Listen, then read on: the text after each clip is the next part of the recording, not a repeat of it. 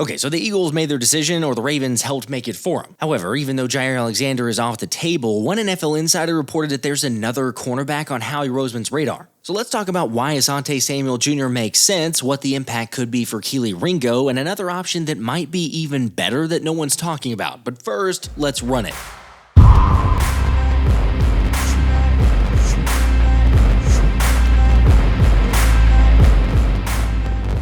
What's up, guys? So Howie Roseman is almost for sure going to make a move. The question is for who, and maybe the better question for you is, who do you want him to make a move for? Now, the reason I bring that up is because the track record is pretty obvious for the Eagles in making late acquisitions in the offseason. Like Anthony DiBona pointed out, in each of the last 3 years, the Birds GM has made a significant trade at a position of weakness. For instance, like in 2022, when Philly tried to start Anthony Harris next to Marcus Epps.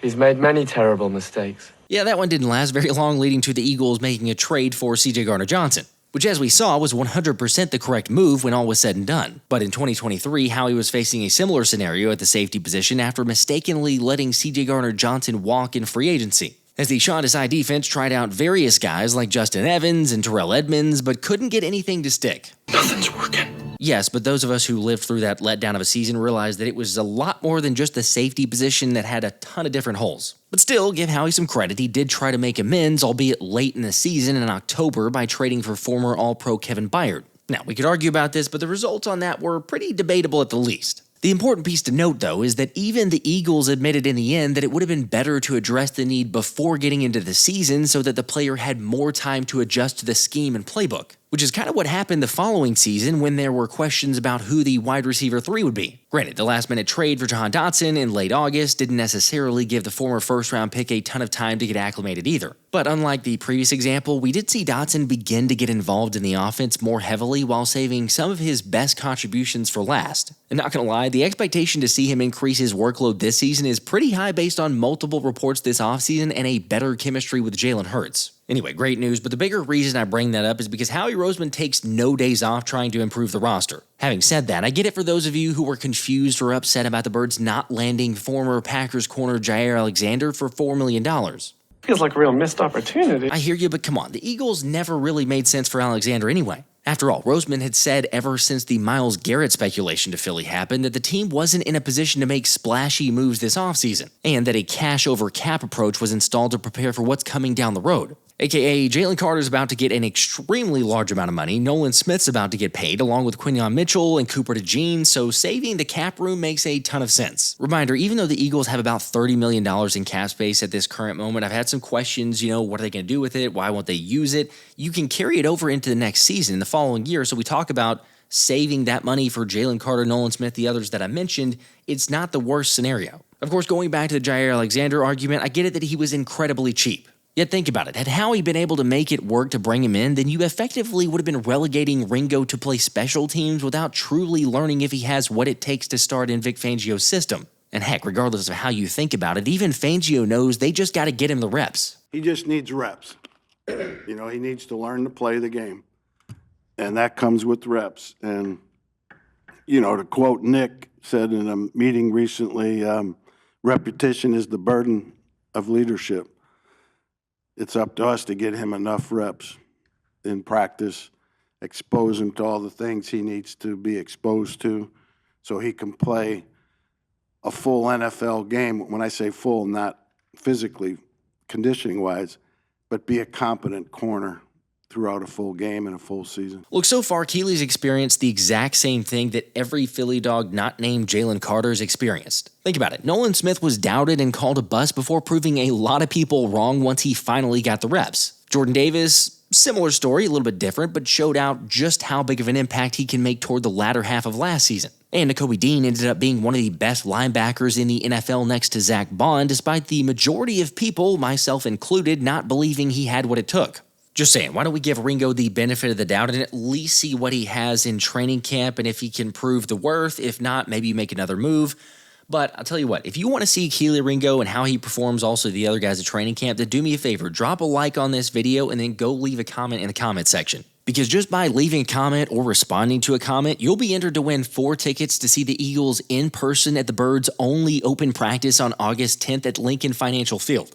And as those of you who've been can attest, seeing the players up close is something you do not want to miss out on. Anyway, speaking of not missing out, I want to be clear that I'm not saying the Eagles can't or won't add to the secondary. Like, there are still a few names out there and available, and let's not forget what Howie Roseman said. One thing that I can promise our fans is that there will not be a player that's available that we won't study, that we won't look at and see if it can help the team. Sometimes those opportunities work and you're able to do that, and sometimes they don't. The question here becomes, if you were looking to add a player, does Asante Samuel Jr. make some sense? Now, before we get into specifics here, I get it if you're like, Josh, hang on, you were just literally arguing against an acquisition. That's true, hold me accountable, but I will say it's a little bit different when it comes to Samuel Jr. and the time frame. So check it, unlike Jaire Alexander, who was looking to sign quickly, Asante Samuel Jr. is still rehabbing from his neck surgery, where he's slated to get checked out and hopefully cleared in late July. Meaning with the Eagles beginning training camp on July 22nd, they could potentially get a week or two of practices in to see how Ringo's faring and then determine, if he needs to be the guy or if they have to make a move at that point, whatever they want to do. Plus, the bigger thing here is ESPN's Jeremy Fowler recently said that he knows the Eagles have thought about adding the 25-year-old and that he's on their radar. So you're telling me there's a chance?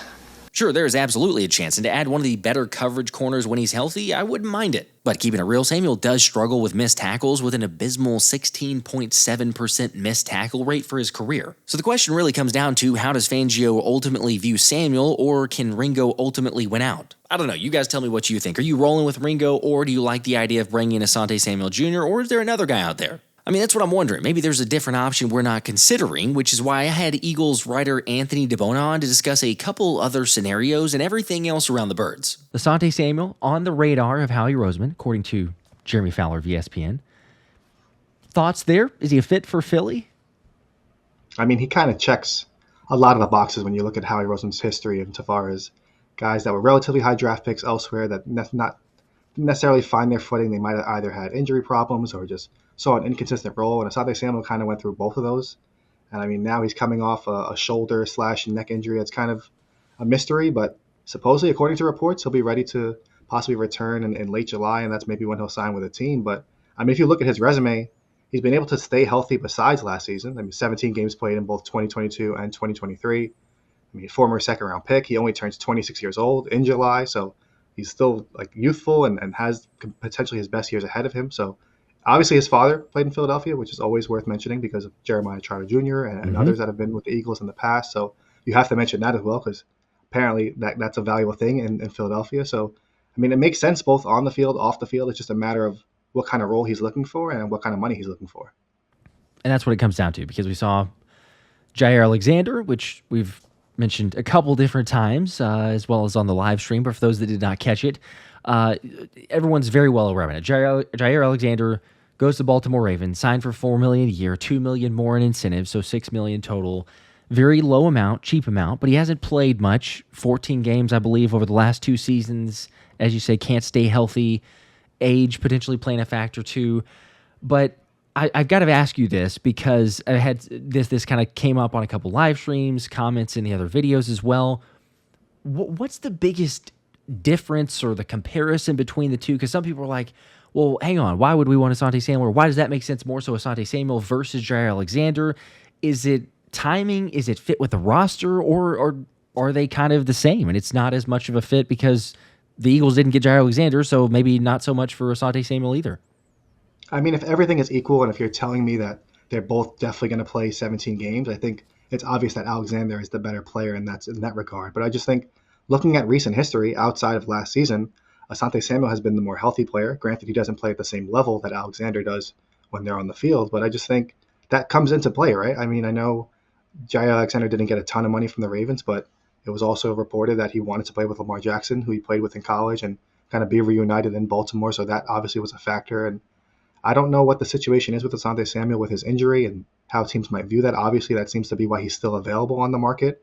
But I mean, like I said, he's almost 3 years younger than Jaire Alexander, who has never played 17 games in a regular season in his entire career. So, I mean, that's something that teams have to factor in, especially with the Eagles, if you're thinking about potential injuries that they might have to deal with. They don't want to sign a guy that they're going to have to worry about missing and only playing in 14 games over the last 2 years, as you already mentioned. So, I mean, that plays a factor. Obviously, the name appeal and the fact that he only got $6 million. I saw a ton of tweets where people were like, why didn't Howie Roseman do that? Like, they're dumb for not doing that. But you have to realize that the Eagles can't just sign a guy that only played 7 games, because those same people that are begging and questioning why he wasn't signed would be the first people to complain when he only played 7 games for the Eagles in 2025, if that was the case. So it's just, I don't know if the risk is really worth the reward, because sure, if he plays well, he gives you those 7, 8 games, that's great. But at the same time, you don't want to deal with a guy going in and out of your lineup. You want that consistency, and we saw how important it was last year with the communication on the back end and how in sync they were. It was like the secondary was on a string where guys knew where to drop, especially in the Super Bowl, was really where it was all put on full display, where Cooper DeJean read things and Zach Baun was like, got caught off. So he's like, did you read that? He's like, yep, I did. It's kind of crazy how in sync they were towards the end of the year. And if a guy's in and out of the lineup, that's just not going to happen. So I think that's why Asante Samuel might make more sense, because if he is healthy, it's a no-brainer for me. Let me ask you this too, because you mentioned this in your article, by the way, so if people have not seen this, Anthony's got some good breakdowns of potential targets, Asante Samuel Jr. being one of those, another that we'll get to here in a second. You can go to thephillyspecialshow.com or follow Anthony at DiBona NFL on Twitter or X. I got to ask you, though, because time-wise, there's another factor that plays here. I believe you tweeted this out also, but if the Eagles had, hypothetical speaking, but if they had gone out and said, hey, we're going to pay $10 million or whatever it would have taken for Jaire Alexander to say, sure, fine, I'm going to come to Philly, and done that, that is the immediate just punting on Kelee Ringo. Like that is like, hey, we're not going to do, you're going to go back to special teams. You're going to be relegated to that situation there. Sure, he could have a chance at winning out on the job, but like realistically, as we're talking about here, if Jaire Alexander's on the field, his resume speaks for itself, and he's probably getting the starting job. They don't make that move unless they intend on him being the starter. So do we know what Kelee Ringo is yet? Because Vic Fangio's even said it in recent press conference, or his most recent press conference, it's like, he's just got to get the reps. Like, we don't know. Whatever Nick Sirianni's quote was of the burden of leadership, it's like, it falls on those of the responsibility. He's got to be able to get the reps to know if he has that in his game, and if he can play a well-rounded, full game, multiple games, be consistent and everything else. Timing-wise is important, right? Because you're mentioning as well, like, you got Asante Samuel Jr. and the injury. Maybe you get a chance to look at Kelee Ringo and Adoree Jackson for a little bit longer before you have to make that decision. Yeah, exactly. And that's part of the reason why they played. They signed Adoree Jackson to the vet minimum. Like, they want competition at cornerback, but ideally, I've said it over and over again, they want Kelee Ringo to win that job, right? You would have him on this year and next year on his rookie deal, where you wouldn't have to worry about paying him necessarily until 2027 or whatever the case is. So if that's your other starting quarterback, opposite of Quinyon Mitchell with Cooper DeJean in the slot, that's the best situation possible. But at the same time, they've now been able to see both players in OTAs. I know Kelee Ringo is kind of on the rise. It seems like he did a lot of good things during OTAs and was turning heads in a positive way. But now, if Asante Samuel is reportedly going to be ready to sign in late July, that kind of lines up perfectly with that first week of training camp, where the Eagles could see Kelee Ringo in 11-on-11 drills or Adoree Jackson in 11-on-11 drills and say, hey, you know what? Not really getting the looks that we wanted. He had another month to hit the playbook and kind of learn things and work on his body or whatever the case might be, and we're not really seeing what we want. And then they could pivot to Asante Samuel Jr. and sign him in free agency, or the other move that I'm sure we're going to talk about. So this might work as a blessing in disguise, where Asante Samuel is waiting for late July. Maybe it'll even go into August if things start getting competitive as far as his market goes. And if that's the case, it'll just give the Eagles a little bit more time to see how Kelee Ringo can work with the first-team defense. And that's really where it'll be interesting, too. I know most of the eyes are like, okay, what's going to happen at corner? Do you make a move there? We can get into the safety here in a bit as well. But it's Kelee Ringo, and I'm with you also. I think Kelee Ringo is who they want to win the job. They're hoping for that. But if they don't, you could go with an Asante Samuel. And it wouldn't be the worst thing, as we also said, when he's on the field and healthy. He's a very good coverage corner. Now, missed tackles, yeah, not so great. A little iffy at best in the run game. So there's a shakiness there, I suppose. But for the Cooper DeJean, and other people have made this argument as well, say, hey, look, Cooper DeJean, he was tested out at outside corner, maybe a little bit of safety, who knows, because they're basically moving around all over the place. Let me ask you this as well, because there's been this case thrown out there as, okay, well, if they were to get Asante Samuel, and him being 5'10", 185, where the weight is, but 5'10", the thought is like, oh, well, what if he's the nickel corner? Could he play nickel?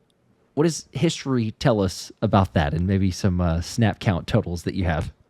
Yeah, well, as you mentioned, once people see that size and I guess the lack of length, they're like, oh, he has to play inside the slot, right? I mean, Mac McWilliams is another player that the Eagles drafted this year that primarily played outside, and now it seems like the Eagles are going to put him in the slot. But, I mean, Asante Samuel, if you just look at his full body of work going back to college and the NFL, that's almost 5,000 total defensive snaps that he's played between those two levels. And he's only played 236 career snaps in the slot, which equates to just 4.8% of his total defensive snaps between his time in college and the NFL. I mean, Not a sure, lot. he doesn't have the length to really be on the outside, but everything he's done and shown on the field is that he's an outside cornerback. So, I mean, could the Eagles, like what we did with Mac McWilliams, try him in the slot? I mean, I guess, but you really want to just have a guy, especially if you're bringing him in late in July or in early August. You want him to kind of do what he's comfortable doing, and all the signs kind of point to him being an outside cornerback in the NFL. Asante Samuel Jr. on the radar. Jeremy Fowler saying that.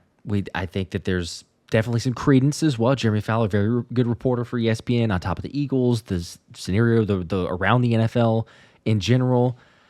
I don't know that we heard anything as solidified. That's still a speculation and rumor, but even that, to that extent, about Jaire Alexander, like we did for Asante Samuel Jr. So we're just putting it out there. It's more of a possibility. To what percentage, who really knows? Should I put you on the spot and ask for what percentage? We shouldn't do that. We'll just leave it at 50%, right? That feels Okay, nice and that's fine, safe. yeah. It might happen, it might not, but You can't be my right, history you can't be percentages, wrong. I'm not leaning either way. I'll be out on this one. Okay, I like that. 50%. We'll keep it at that. As far as the timeline that goes, we also kind of discussed that earlier, but it does feel like, as you said, late July, the rehab's going, kind of get reassessed, and then maybe get signed late July, early August. And as you mentioned, it kind of falls in line with, hey, okay, you get maybe a week of practices, perhaps 2 weeks of practices, slowly start to get into maybe even joint practices of looking at Kelee Ringo. So maybe Asante Samuel Jr. If that does not pan out, though, there's another name that you've thrown out there as well that may not be on other people's radars, and Greg Newsome could be an option. Yeah, so it seems like he's kind of been on the trade block since dating back to last season at the trade deadline, because he started the season as the starting cornerback and then got demoted to kind of the third cornerback, where he was playing both in the slot and on the outside. Ended the season with a hamstring injury that kind of put him out for the last couple of games. But if you just look at his body of work, similar to Asante Samuel, just fits the mold of the kind of player that Howie Roseman kind of wants to take a chance on. I mean, former first-round pick. He's only 25 years old. The one thing that is worth watching is he is on the fifth-year option, so he's set to make a little over $13 million. So that might be a little bit prohibitive, and some people might say it might not happen because of that cap number. But at the same time, everybody knows the Eagles somehow still have a ton of cap space. So if they aren't happy with the cornerback situation and Asante Samuel signs elsewhere, the Eagles have shown the willingness, and Howie Roseman has done so, where he'll go late in August and let a kind of a training camp battle play out. And if he's not happy, he'll make a move. He did so for C.J. Gardner-Johnson in 2022. I mean, he waited until close to the trade deadline in 2023, but he traded for Kevin Byard. And then last year, obviously, with the wide receiver 3 spot, he did it with Jahan Dotson. So if they're going to make another kind of late off-season, late training camp, whatever you want to call it, move at cornerback, I think Greg Newsome would make a ton of sense for the Eagles. He's got that dog in him, as we were talking about before we recorded. You like those guys. Show a little passion, right? Like a little bit of emotion. If you watch anything, if you see any mic'd up clips, watch those on YouTube, pictures all over. This dude's not afraid to let somebody hear it. So right, wrong, or indifferent, I mean, hey, that sometimes is a good thing, sometimes maybe not, depending on saying that we let C.J. Gardner-Johnson walk. There's some other reasons and outside noise for that. But nonetheless, hey, you get a guy who potentially can bring that to his game. Ton of versatility, too, different in compared to Asante Samuel Jr. Yeah, so like I said, Asante Samuel only played 236 snaps in the slot between both college and the NFL. But I mean, if you look at what Newsome has done in Cleveland, he's played 1,428 snaps at outside cornerback and over 1,100 snaps at slot cornerback during his time with the Browns. So kind of the complete opposite of Asante Samuel as far as he can play both inside and outside, a little bit in the box as well. So he's a little bit more versatile chess piece, where if you do have an injury somewhere, he can kind of slide in. If you do want to put Cooper DeJean outside and then you put Newsome in the slot, that's a potential possibility, whereas with Asante Samuel, that wouldn't be the case. So that versatility could be key in Vic Fangio's defense. And the other part to mention as well, so the Eagles joint practice against the Browns, or with the Browns, however you want to phrase that, in Philly on August 13th, I believe. So again, we're just doing this all hypothetical, but this is what to keep an eye out for. If you get to the point and say, okay, Asante Samuel gets signed by another team, or Philly does not, they're not interested, they just say no thanks, you go have a joint practice, and Howie Roseman's right there in person. And we've seen this in the past, even if it's not the same year, it could be years later of going like, yeah, I'm interested. I see that guy. Like, there's something to notice about this, and go, sure, absolutely. Let's have some interest. So perhaps Greg Newsome, maybe make a statement, make some plays against A.J. Brown, Devontae Smith. All of a sudden they're like, yeah, Kelee Ringo is not the guy. If he's not, and then you make a trade and get something to happen. Yeah, I mean, exactly. If you have them practicing both in the same practice field, and then in the preseason game later that week, you say, listen, Greg, don't get on that flight back to Cleveland. You're going to stay right here in Philly, buddy. We got a locker for you. Just right stay here. right here. Right next to Quinyon Mitchell. So don't even get back on the flight. Mm-hmm. We're going to send Cleveland this 4th-round pick or 5th-round pick, whatever it might take. Who knows? But I think that's certainly a possibility because, like I said, if they do hit mid-August and they're still not thrilled with what Kelee Ringo or Adoree Jackson have shown at that second cornerback spot, why wouldn't you make a move? And like I said, all indications are that Howie Roseman has made those moves in each of the last 3 off seasons or training camp leading into the regular season, if you want to say. So it's going to happen. If he's not happy, he's shown that he's going to kind of correct his mistakes and make a move. He's not just going to sit there with his hands on his lap and not do anything. So it's definitely, like I said, something to watch out for.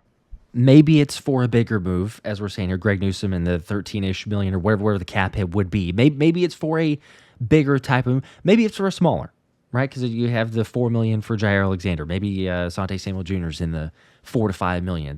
The highest, if I'm not mistaken, the highest free agent acquisition that they've made up to this point is Azeez Ojulari, I think, up to like $3 million worth. So they have not paid a whole lot, which kind of leads me to think that that's the case. But as you said there, I mean, the track record, the history is Howie is going to make a move. Like it's almost not even a matter of if, but when. We could debate on if it's going to be a bigger move or a smaller move, but still, I think he's going to make a move at some point. And where is that hole, that weakness, that red flag, the question mark? Hopefully nothing with injuries, obviously, so we do wish everybody complete health. But just more so like, hey, if nobody's living up to expectations, maybe he goes and makes a trade. Curious, though, are you more inclined, and you think you mentioned this on the live stream, but I'll ask you again for people that did not catch that, are you more inclined to believe that it would be a Justin Simmons, because he's still out there and he's making it known to the world that he's available and wanting to come to Philly, but would you be more inclined to predict a Justin Simmons to Philly or name your cornerback, one of these two or just some other cornerback acquisition? I mean, now that we're even discussing other options at cornerback than we were on the live stream, I mean, I might surprise people, but I'm still leaning towards Justin Simmons. I think the situation in that safety room is a little bit more unsettled than at cornerback where, like I mentioned, I think they really want Kelee Ringo to win that job, and they seem comfortable with Adoree Jackson and everything he said in the press conference. It seems like he's had a good time with the team, and the coaching staff's already respecting him. The other players are respecting him as that veteran in the room, where at safety, they don't really have that. I mean, Reed Blankenship has some starting experience, but beyond that, there's really not that proven vet in the room that they had in C.J. Gardner-Johnson or anybody else. So I think Justin Simmons, as you mentioned, he's been begging for since March, it seems like, to sign with the Eagles and talked about his relationship with Vic Fangio and Christian Parker, and he praised Reed Blankenship and the situation in Philadelphia, how much he would love to join it. So last season he signed in August with the Falcons for a 1-year deal. I don't think he's going to get that same amount of money again, but if he's willing to kind of lower his financial ask, I think the Eagles make a ton of sense, and it seems like he wants to be there as well. Maybe so. Eventually, in a roundabout way, because he's been linked to the Eagles, talked about the Eagles for it seems like 3 or 4 years at this point. I don't know officially when we start keeping tabs on exactly what the date was, but it feels like it's been forever of, Justin Simmons may be available, maybe going to come to Philly. Philly needs a safety. They're trying to figure something out here. Is it Justin Simmons? Possibly. And surely it's a better season if he were to come to Philly. Surely a better season than last year, but it helps to play with the caliber of cornerbacks and defensive group, and then obviously the similarities of Vic Fangio, Christian Parker that he's played with before. So we will see. We will see if they make a move there. Another interesting case that you made, and again, if people have not seen this, the PhillySpecialShow.com, Anthony, all of his great articles, content, but was the thought, and we discussed this on the live stream as well, but is another linebacker acquisition potentially, because Nakobe Dean, injury, who knows when he'll be able to return, Jihaad Campbell. Talk through a couple of those options. So, I mean, obviously they were able to bring back Zack Baun, which is like the big shoe that needed to drop, and they were able to sign him to an extension, which is massive. But behind him, I mean, if Nakobe Dean or Jihaad Campbell can't go right away, and it seems like Nakobe Dean might start the season on the pup list, and then Jihaad Campbell, I know Vic Fangio said he should be back on the field in August, and we saw him do a couple of drills at that final OTA practice, which is promising. But at the same time, if they don't want to rush him back, I mean, the options behind Zach Baun aren't the most encouraging. You don't really have that guy like Oren Burks who had some starting experience beforehand, where Jeremiah Trotter Jr. obviously showed like some flashes on special teams, but hasn't really played too much defense outside of like garbage time for the most part as a rookie. And Smael Mondon Jr., I mean, obviously he's a rookie. I mean, Lance Dixon, Dallas Gant. I mean, I don't know if any of those names really excite you if they do have to start right away, especially early in the regular season. So maybe they could pivot and sign a veteran who has a ton of starting experience. One guy that I mentioned and we talked about on the live stream is former Eagle Kaiser White, who was with the team when they went to the Super Bowl in 2022, and he followed Jonathan Gannon to the Cardinals and had 2 pretty good years with them. I mean, he's coming off a season where he had 137 total tackles and 9 tackles for loss. He's a New Jersey native. It seemed like he loved his time with the Eagles and made some plays in Philadelphia, but now he's still sitting out there. So if the Eagles, once again, aren't happy with the situation at linebacker, or if they don't get the best news or most promising news regarding either Dean or Campbell, maybe they add a guy like Kaiser White. I wouldn't mind that, quite honestly. Just looking at the tape, as you mentioned, his time in Philly, the somewhat familiarity. It's obviously different because it's not the same scheme, but a flavor of that. I feel like with his versatility as well, or his athleticism, that'd be a potential good fit. So something to keep an eye out for as well, as we mentioned again, Howie making moves, maybe, potentially. I will say not as much for like the starter element as you're talking about, but Smael Mondon, I'm really excited to see him play special teams. Like, if I had to just pick one player right now to go wait and watch on special teams, for me, it's Smael Mondon because of his athleticism and physicality that shows up on the tape, and you're just kind of seeing it. And he's also getting those tips from Zach Baun. I love the breakdown for people that didn't see it, the Eagles YouTube channel, posting the mic'd up and everything else. And Zach Baun, like, teach you, like, no, you don't come in here to punch the ball out and then do that because you're going to miss the tackle. So he's like giving him keys and pointers, obviously still a rookie. But when it comes to special teams and just putting in the work and going full speed, maybe not. But like, it just immediately what comes to mind is the Oren Burks hit against the Packers, the fumble. I'm like, Smael Mondon could show up and just surprise people on special teams. So I'm excited to see him play there. And I wouldn't be surprised if he kind of elevated himself and leaped Jeremiah Trotter Jr. as far as being one of the top actual backup linebackers as well, not just a special teams role. I feel like he kind of has a little bit more like athletic upside, and he had a ton of experience at Georgia as well. So I know it's going to be fun to watch him on special teams, and Jeremiah Trotter Jr. is going to be a big piece on special teams as well. But I'm also excited to see that duo kind of play in preseason because I'm sure we won't see Zach Baun. We probably won't see Nakobe Dean or Jihaad Campbell either. So if that's the starting duo at linebacker in preseason, I'm kind of excited to see them work together there as well. Keep your eye out. There's other competitions than just safety and cornerback, folks. So just stay tuned. Stay tuned for those.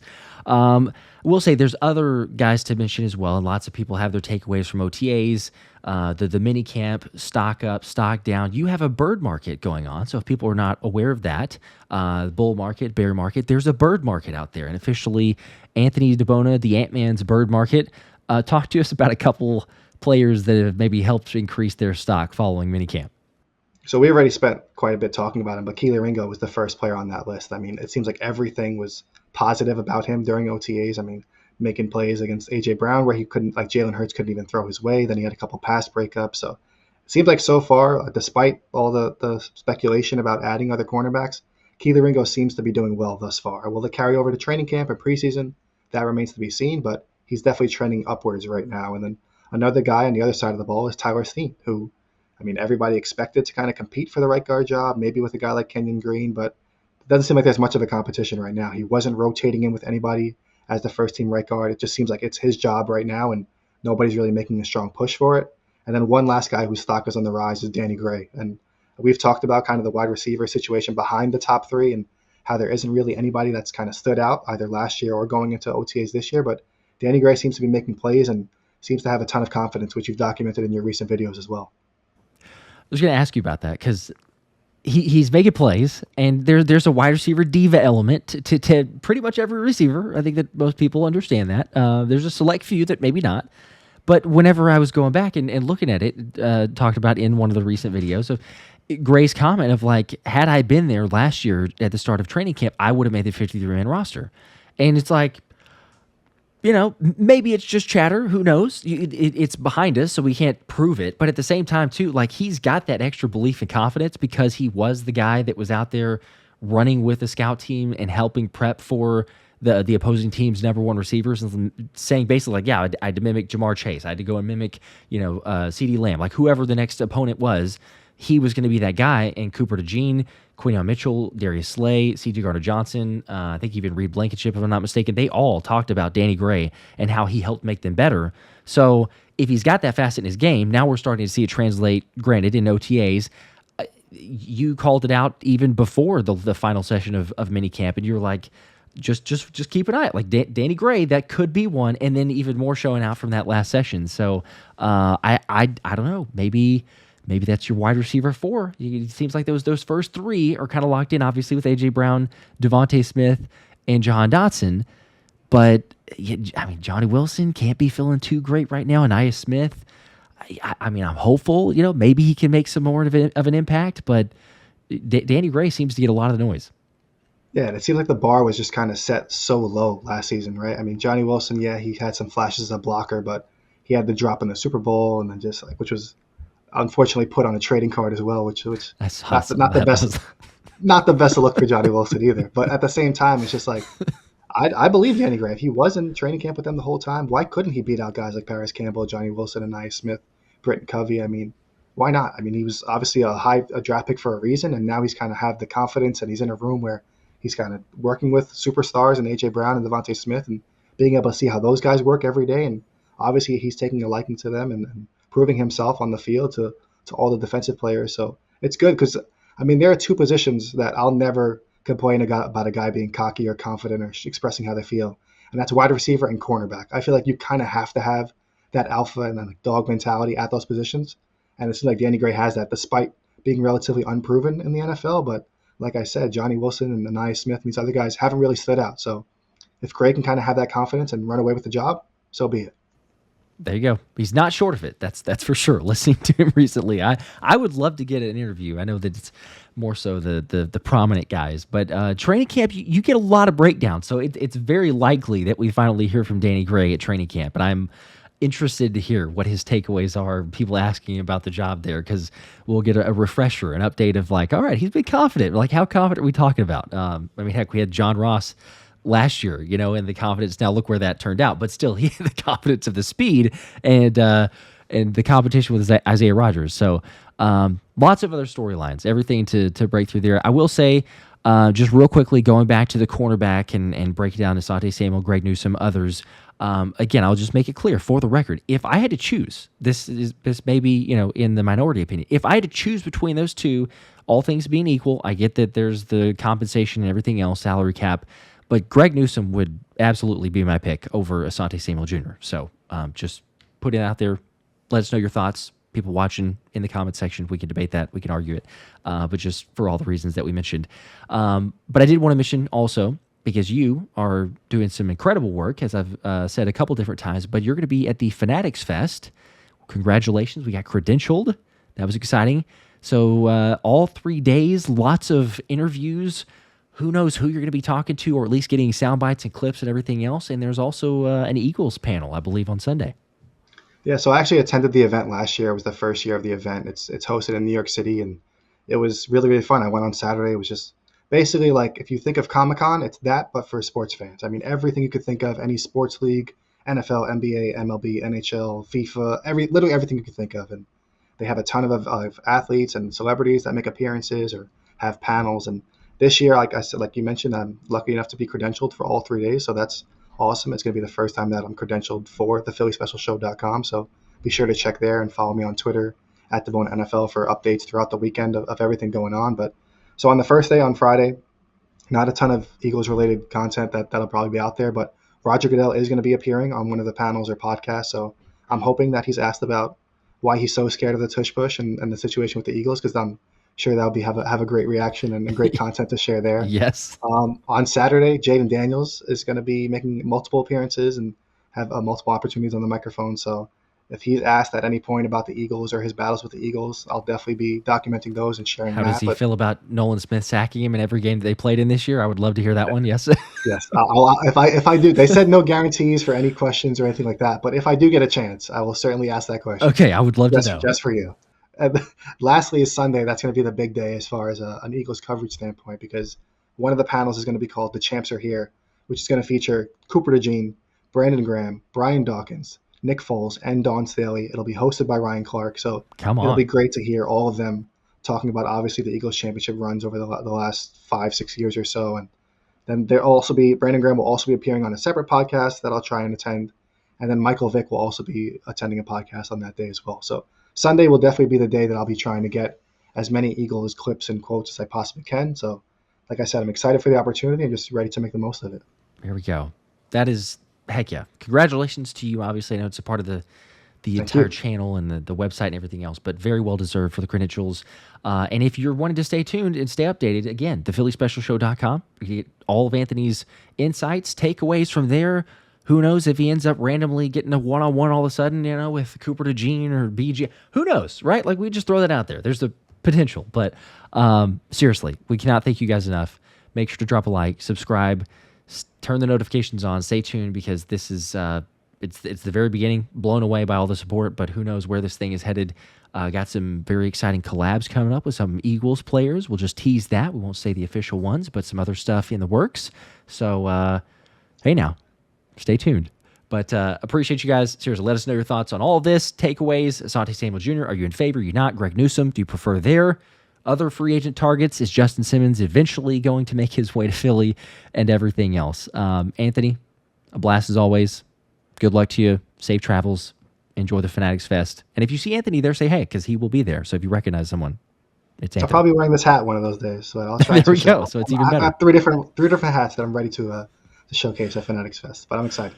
Let's go. Awesome. Alrighty, guys. We'll see you until next time. Go Birds.